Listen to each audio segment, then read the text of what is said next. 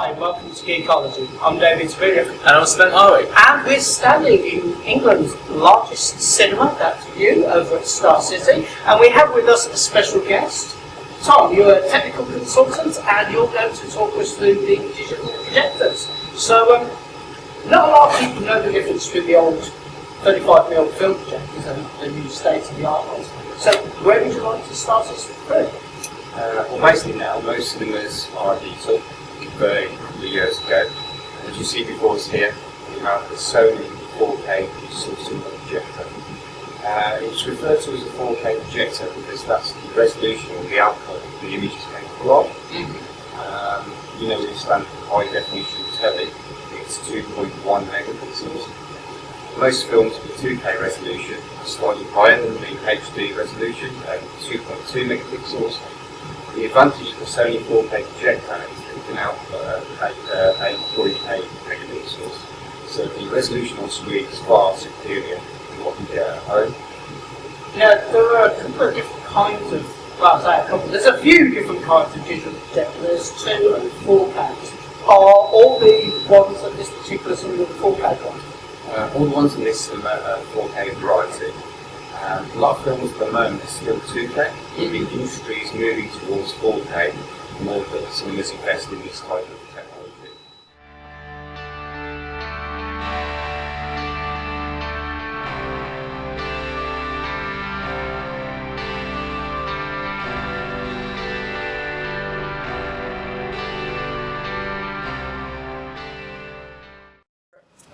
So you can see here, this is a 3D lens. The advantage with this system, which you'll notice there's 2 lenses, is that both the left and right eye image are displayed on screen at the same time. The filters that you notice on the front of the lens is actually filter out and polarise the 2 different images for the viewer. The viewer wears the glasses and obviously it filters out the left eye and the right eye to the corresponding eye on the viewer.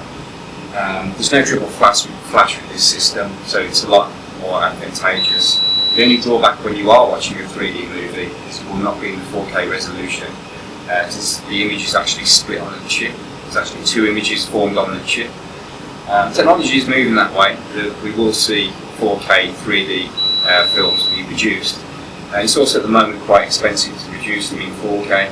You know, there's a lot more pixels on the screen per left right image, hence it's going to be a lot more expensive to produce, post-produce those kind of movies.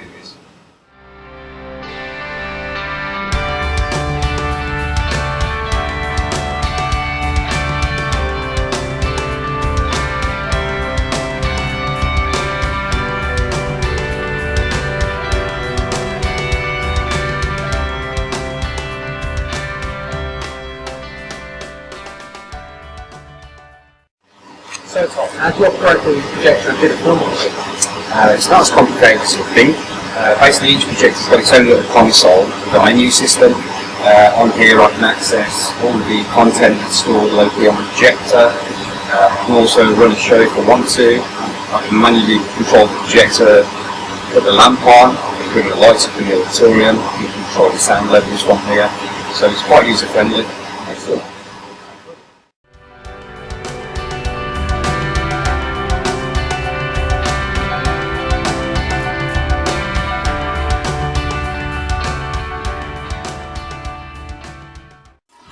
The projectors use what's known as a short arm xenon lamp. I won't get one out because they're quite dangerous. They're compressed with xenon gas. The arc of electricity goes between the 2 electrodes within the lamp and illuminates the gas inside. That's what gives you the bright images on the screen. Typical example in this projector, it's a 4,000 watt lamp.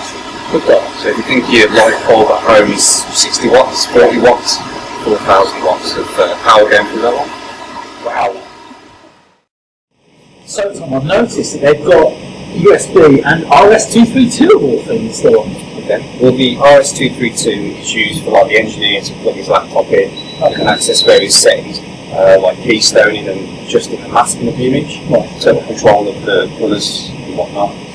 The little USB port that you've got there is actually for ingesting content. Content actually arrives on the hard drives, which I can show you, or little memory sticks if they're a trailer. Just plug them in and you can copy them onto the projector's hard drive. You should work Geekology with us. Also, you'll notice that most of the projectors have got like an umbilical cord, which is actually a DVI D input. So we can play things like Sony PlayStation, Xbox, laptop, PowerPoint presentations. So, wow. And considering PS4's got 4K output, that could be quite interesting. you never know.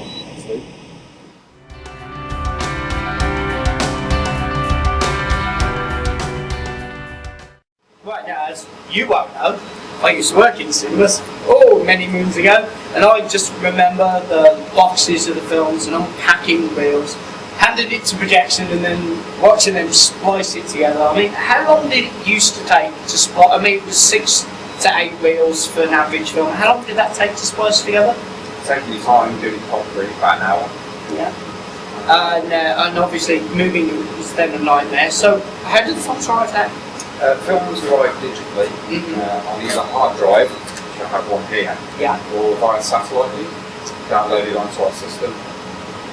So what you do with that is we ingest the entire central library server, which is like 18 terabytes big. From there we can access all the content we've got on the network, we can send content to a projector, we can delete it. Okay, so you just download that onto the server and then the projectors can access the server? Yeah, we basically build a show playlist, put the ads, trailers and all the logos and stuff together to make a package that we show to the customer. So once you create all your playlists, we then schedule them on a piece of software like the theatre management system. The system's then clever enough to work out where it needs content. So if it needs a certain movie to go to a projector, it will schedule it will transfer over the network from the server to the projector itself. Wow, that is impressive. So you said earlier that you're using maybe 4K projectors. How large is the actual data file for a standard film? Standard film, you're looking at about 160 gigabytes. 60?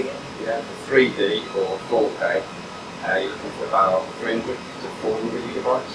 Typical example, The Hobbit, which is 48 frames a second, 4K, was a terabyte big.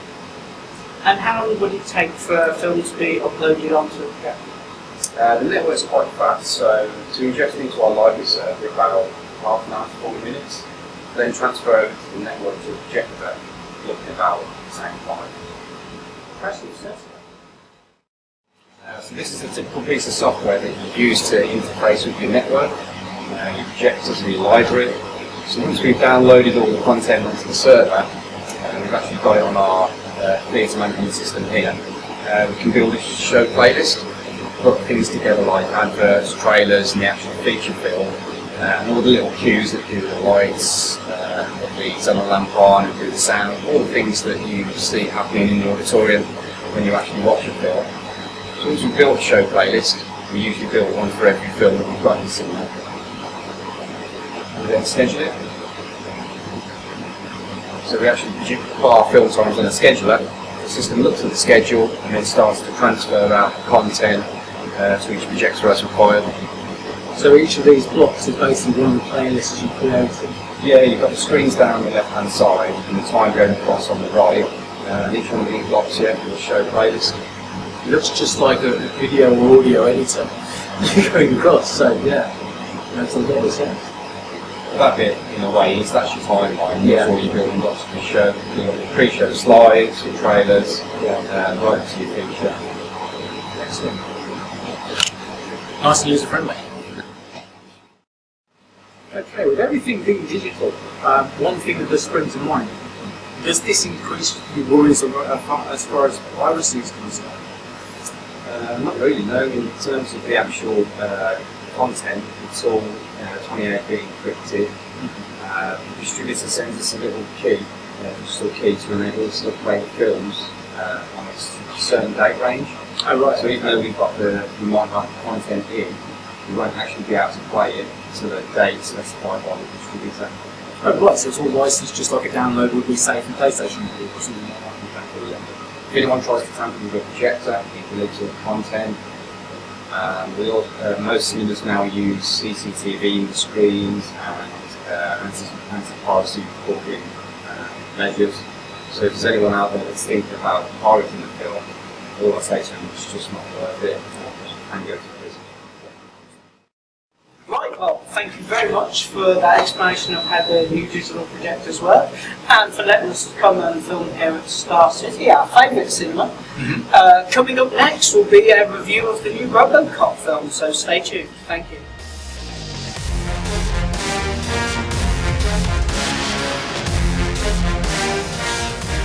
So, we've just seen the new RoboCop film. Sadly, although we tried, we couldn't get into the premiere. No. But luckily, we got to see it at our favourite cinema over at Star City Vue, which is where we are now. Big difference from recording in the living room Yes. now. So, with all the anticipation and everything you'd heard, what did you think? Well, the difficulty with me is the fact that I've been a massive RoboCop fan since I was 11. Which is incredibly bad because I saw the original RoboCop when I was 11. Which is you don't do that. I don't know. You see, I saw it around about the same age, and I love that film. Yeah, I mean, the thing is with RoboCop is that the first movie was brilliant. Doesn't matter what level you watch it at, it's a brilliant film. Yes. There's so many layers to it as well. So a lot of people were really, really worried about remaking it. But that wasn't a remake we've just seen. No. At the end of the day, that's a complete reimagining. Yeah. I wasn't too sure whether to go with the term reimagining because they bandied that around a lot with Star Trek, and with Star Trek you were going, yeah, it's kind of lost some of the original values, and it's kind of where this film, for me, okay, the dark humour was gone. Yeah. A lot of the gratuitous violence was gone. Yeah. But those were styles for film in the day. If I would have been quite happy and just, yay, it's a great movie, if it had a different title. It didn't need to be called RoboCop. I would argue that if you distill the original movie down to its science fiction concept, that's the film you would have ended up with. Man versus Machine. The machine. Yeah, I agree with you that the content of the film, the essence was definitely still there. Yeah. But the rest of it didn't feel like the original RoboCop. Well, this is the thing, is that's why it's a reimagining rather than a remake. The way you have to approach it is Battlestar Galactica at the end of the day. If you treat Battlestar Galactica 1970s... Keep all the same names, but change the rest of the concept. Yeah, I mean, you've got almost exactly the same kind of juxtaposition here as well, with Lewis being male, Starbuck becoming female. It's basically the same kind of twist. But the core of the character is exactly the same, of the main character. Now, the way you look at it is that RoboCop is an important property for MGM Sony. Okay? This reboot, reimagining, whatever we want to call it, has been on the cards for a decade. Ever since the rights reverted back from the guys who did Prime Directives. Now, this is the thing, with the original RoboCop to a degree was tainted by RoboCop 2, RoboCop 3, RoboCop the TV series, RoboCop Prime Directives, and the 2 animated series. I love the animated series, to be fair, though. Which one? Not The original one, yeah. The original one, one they did a kids' version of the 1987 film, which in itself is mind-blowing. Okay, now, spoilers coming up here for the end of the film. I loved the fact they put him back in the proper suit. Yes, I mean it's a lovely move to basically you've rebooted the storyline with a new version of RoboCop, but at the end of the film, RoboCop is the silver and black RoboCop that we know. Well, that makes sense.